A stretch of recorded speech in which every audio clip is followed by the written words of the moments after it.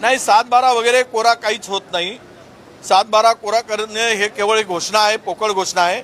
हे मूर्ख बनवण्याचा, शेतकऱ्यांना मूर्ख समजून अशा प्रकारच्या घोषणा केली जात आहेत।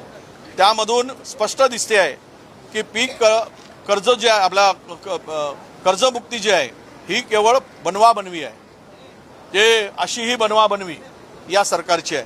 कारण याचं असं आहे की ज्या अटी आणि शर्ती घातल्या त्यामध्ये प्रचंड त्या अटी असल्यामुळे कोणाचाही फायदा होणार नाही, हे सभागृहामध्ये आम्ही मांडलेलं आहे। आणि त्यातून जवळपास 10-12 लाख शेतकऱ्यांना फायदा होईल।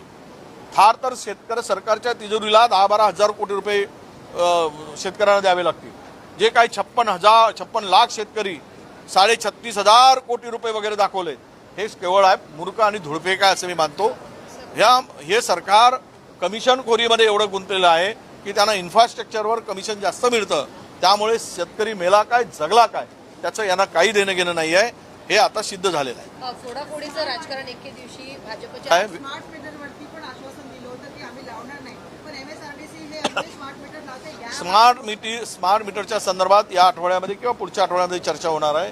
स्मार्ट मीटरच्या नावाखाली ग्राहकांची लूट चालली आहे। डबल टिबल इलेक्ट्रिकचे बिल येत आहेत। जेवढं काही त्या मला वाटतं की महाराष्ट्रातील ग्राहकांना इलेक्ट्रिकच्या लुटून त्यांना उद्ध्वस्त करायचा विळाच उचलला आहे या स्मार्ट मीटरच्या नावाखाली। ते पैसे 2 वर्षापासूनचे पैसे कापणं सुरू आहे। जवळपास सगळ्या ठिकाणी हे स्मार्ट मीटर लावले जात आहेत। जुना मीटर असेल तर बिल अधिकचे लावले जातात आणि त्यांना सांगतात की अधिकचे बिल आले, तुझ्या मीटरमध्ये फॉल्ट आहे, नवीन मीटर लाव, स्मार्ट मीटर लाव, आणि स्मार्ट मीटर लावल्यानंतर 4 पट बिलं दिली जातात। हे संपूर्ण महाराष्ट्रातील गरीब, सामान्य शेतकरी, मजूर, दलित, शोषित, ओबीसी, पीडित या सगळ्या माणसाला लुटण्याचा गोरखधंदा महाराष्ट्र सरकारने सुरू केला आहे। हा गोरखधंदा आहे आणि त्यातून मरा वाचा काही देणं नाही। प्रचंड सत्ता आमच्या हातात आहे, हम करे सो कायदा या पद्धतीनं महाराष्ट्राला उद्ध्वस्त करण्याचं काम सुरू आहे। या संदर्भात चर्चा आम्ही पुढच्या आठवड्यात करतोय किंवा उद्यापासून ती चर्चा सुरू होईल। आज तो प्रस्ताव आम्ही देतोय आणि उद्याला चर्चेला सुरुवात होईल। त्यावेळेस महाराष्ट्रातील हे विदारक चित्र स्मार्ट मीटरचं आम्ही विधिमंडळात मांडू।